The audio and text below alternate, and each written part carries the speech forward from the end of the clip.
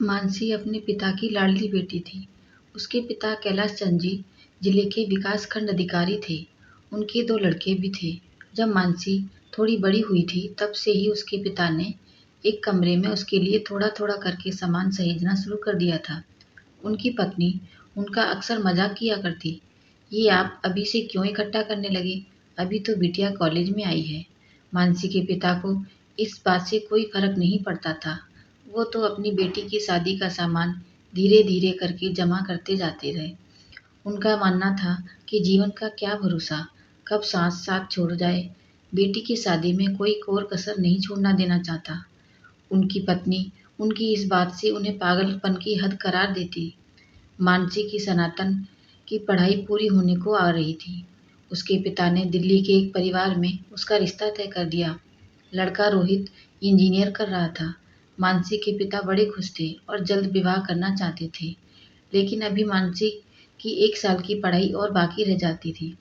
उधर रोहित की भी इंटर्नशिप बाकी थी। एक दिन कैलाश चंद जी की तबीयत बिगड़ी और उन्हें दफ्तर से ही अस्पताल भर्ती करवाया गया।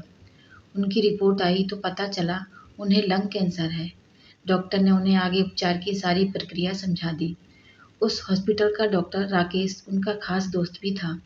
दोस्त होने के नाते डॉक्टर ने ये बता दिया था कि आपकी ज़िंदगी और मौत के इस खेल में आखिरी जीत किसकी होगी, ये नहीं कह सकते।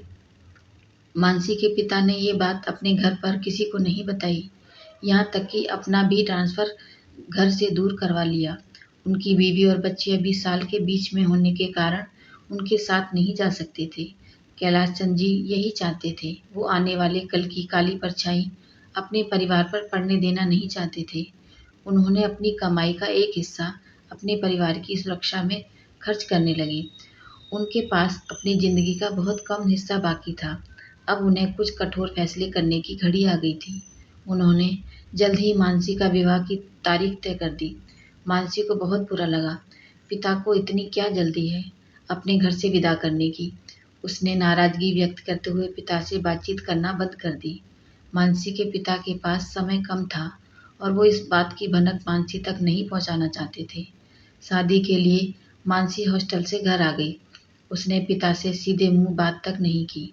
मानसी के पिता उसकी नाराज़गी की वजह समझते थे, लेकिन उन्होंने कुछ नहीं कहा, बस मुस्कुराते हुए शादी की तैयारियों में जुटे रहे। 4 दिन की शादी के कार्यक्रम में उन्होंने एक बार भी चैन से बैठकर सांस नहीं ली।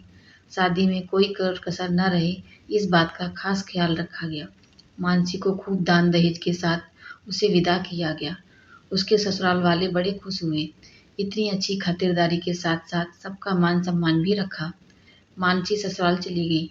कुछ दिनों बाद उन्होंने दोनों बेटों के लिए भी अलग-अलग संपत्ति का हिस्सा करके एक घर पत्नी के नाम कर दिया। मानसी के पिता अब घर में किसी से प्यार से बात नहीं करते थे। हर समय उखड़े रहते। उनकी पत्नी और बच्चे तक उनके इस व्यवहार से तंग आ रहे थे। बच्चे दबी जुबान से कहते, मम्मी इससे अच्छा तो पापा दूर ही रहे सही थे। एक ही घर में रहना तो बहुत मुश्किल है। पूरे हिटलर जैसे हैं पापा।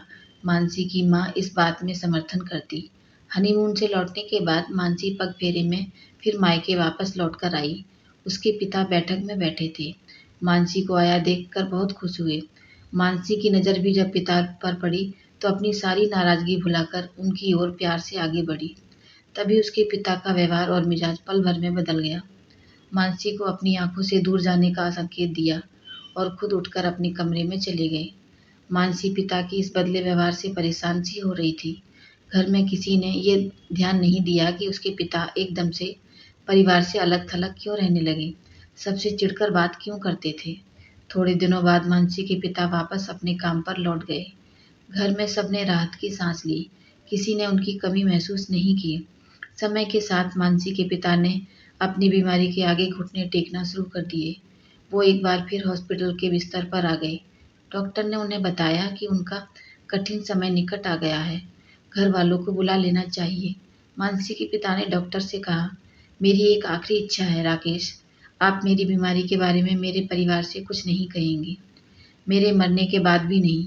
मैं नहीं चाहता मेरे जाने के बाद मेरा परिवार मुझे याद करे, क्योंकि यादें बड़ी कड़वी होती हैं, व्यक्ति को हमेशा दुख देकर जाती हैं। जब मुझे मालूम है मैं ठीक नहीं हो सकता, तो इसका गम असर मेरे परिवार पर नहीं पड़ने देना चाहता। मैंने उसके लिए इतना तो कर दिया कि इस जन्म में उनको मेरे बिना भी कोई कष्ट अभाव नहीं देखना पड़ेगा। राकेश एक डॉक्टर के साथ उनका दोस्त भी था, उनकी भावनाओं को समझ सकता था। उन्होंने उनसे वादा किया कि वो ऐसा ही करेंगे। मानसी के पिता का आखिरी दिन करीब आ गया। आज उनकी सांसें धीमी होती जा रही थी। डॉक्टर राकेश ने घर पर सूचना देना उचित समझा। घर से सब लोग आ गए। मानसी भी अपने पति रोहित के साथ आ गई। सबने पहली बार पिता को इतना थका हुआ और बीमार देख रहे थे। वो समझ ही नहीं पा रहे थे उन्हें क्या हो गया। एक आखिरी बार कैलाश चंद जी ने धीमी होती सांसों और बंद होती आंखों को उठाकर एक नज़र परिवार को देखा और हमेशा के लिए अपनी आंखें बंद कर ली। हॉस्पिटल की तमाम औपचारिकता के बाद जब उन्हें घर ले जाने की तैयारी कर रहे थे, हॉस्पिटल के काउंटर पर बिल बकाया पता किया तो कहा गया उन्होंने मरने से पहले ही सब चुका गए। उनको घर लाकर सब रीति रिवाजों से उनका अंतिम संस्कार कर दिया गया। मानसी पिता के जाने के बाद एक बात समझ नहीं पा रही थी कि पापा ने जाने से पहले उन्हें उनके हिस्से में न कोई सलाह दी और न कोई बकाया छोड़कर गए। ऐसा कैसे हो सकता है? उसने डॉक्टर से मिलकर एक बार पिता के बारे में पूछने का फैसला किया। वो डॉक्टर के पास गई, पूछा क्या हुआ था उन्हें। डॉक्टर बोले, किसी के आखिरी बार किए वादे से बंधा हुआ हूँ, लेकिन तुम्हारे पापा ने एक बार अपनी ये डायरी दी थी, कहा था जाने के बाद नष्ट करवा देना, लेकिन मैं नहीं कर सका। आज तुम्हारा चेहरा देखा तो सोचा ये अन्याय होगा। कैलाश की डायरी आपको सौंपना मेरे लिए जरूरी है। मानसी डायरी लेकर घर आई, डायरी को पढ़ना शुरू किया। इसमें मानसी को हर उस बात का जवाब मिलने लगा जिसे वो एक राज बनाकर जानने की तैयारी कर गए थे। अपने कठोर होने के पीछे की वजह अपनी बीमारी को छुपाना था। मानसी का गला रुंध गया। उन आखिरी पलों को याद करने लगी जब उसने पिता से बात नहीं की थी। नाराजगी में उसने अपने पिता के साथ के कुछ सुनहरे पलों को भी खो दिया। पिता की उस जीवंतता को मान गई कि ये सच है कि एक पिता कितने रूप होते हैं। वो अपने सुख दुख की परवाह किए बिना अपने बच्चों के लिए क्या कुछ नहीं करते। धन्य है ऐसे पिता, उनके त्याग कभी कोई समझ नहीं सकता। जानने के बाद ही एक पिता की असली भूमिका पता चलती है। पिता के कठोर हृदय में प्रेम की अलग ही परिभाषा होती है।